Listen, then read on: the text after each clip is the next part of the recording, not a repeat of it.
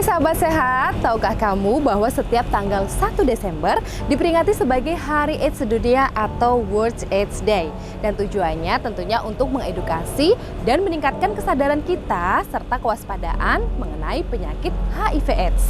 Nah, sebelum kita membahas lebih jauh nih tentang HIV/AIDS, sahabat sehat juga perlu tahu bahwa HIV di Indonesia itu meningkat di tahun 2023. Juru bicara Kementerian Kesehatan, Dr. Muhammad Syahril, sudah menyebutkan bahwa penularan kasus itu didominasi oleh ibu rumah tangga.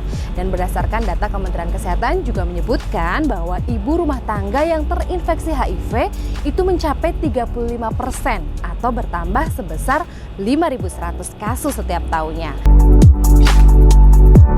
Karena pengetahuan akan pencegahan dan dampak dari penyakit tentang HIV itu masih rendah, serta tentunya memiliki pasangan dengan perilaku yang beresiko. Dan ibu rumah tangga yang terinfeksi HIV juga beresiko tinggi untuk menularkan virus kepada anaknya. Dan penularan itu bisa terjadi sejak dalam kandungan, saat proses kelahiran atau saat menyusui. Tentunya dampaknya sebanyak 45% bayi yang lahir dari ibu yang positif HIV akan lahir dengan HIV dan sepanjang hidupnya akan menyandang status HIV positif. Nah, oleh sebab itu penting untuk kita mengetahui apa itu HIV dan AIDS. HIV adalah virus yang menyerang sistem kekebalan tubuh manusia, mengganggu kemampuannya untuk melawan infeksi dan penyakit. Jika tidak diobati, HIV dapat berkembang menjadi AIDS, yaitu kondisi di mana sistem kekebalan tubuh sangat lemah sehingga tubuh menjadi rentan terhadap berbagai infeksi dan penyakit serius.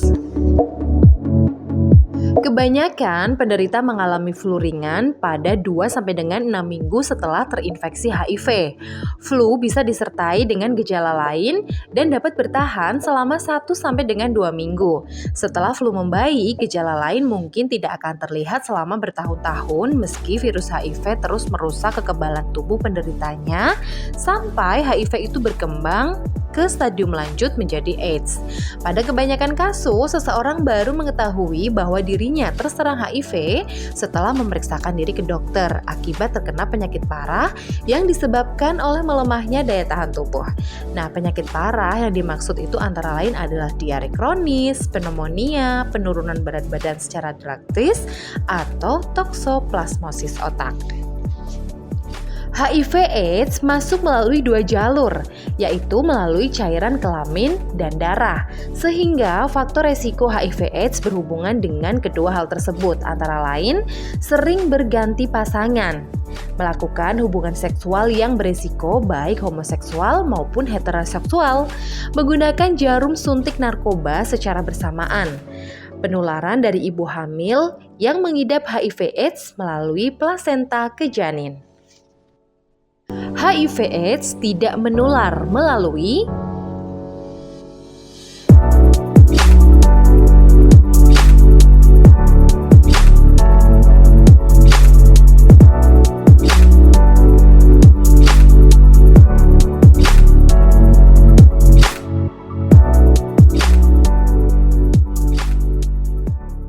Diagnosis HIV ditegakkan dengan pemeriksaan laboratorium.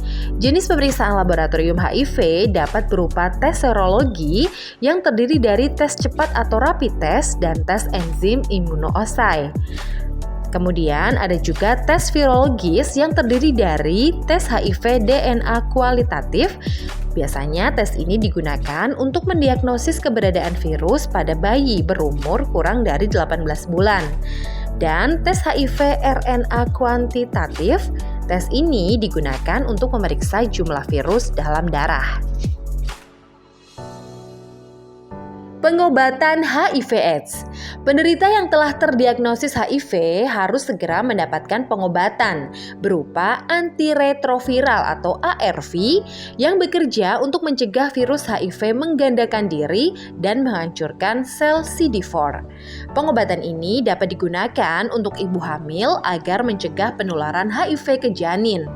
Namun perlu diingat bahwa pengobatan ini harus dilakukan rutin dan diminum sesuai jadwal di waktu yang sama setiap hari agar perkembangan virus dapat dikendalikan. Penularan HIV dapat dicegah melalui langkah-langkah sebagai berikut. saling setia terhadap pasangan, hindari berganti-ganti pasangan. Hindari penggunaan narkoba terutama melalui jarum suntik. Edukasi HIV yang benar mengenai cara penularan, pencegahan, dan pengobatannya dapat membantu mencegah penularan HIV di masyarakat.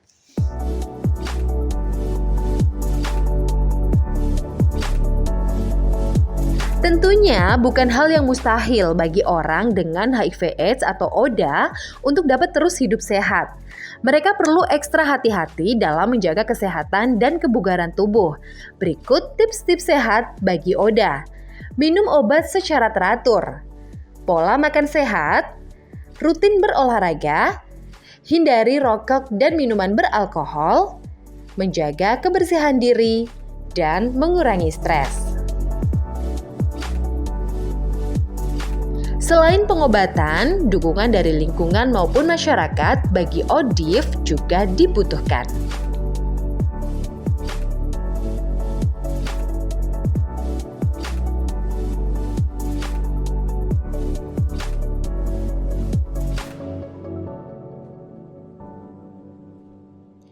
Nah, sahabat sehat, Kementerian Kesehatan dan para mitra ingin mengajak seluruh lapisan masyarakat untuk meraih sukses mencapai 3-0 pada tahun 2030 dengan cara tidak ada lagi penularan infeksi baru HIV, tidak ada lagi kematian akibat AIDS, dan tidak ada lagi stigma dan diskriminasi pada orang dengan HIV/AIDS atau ODA.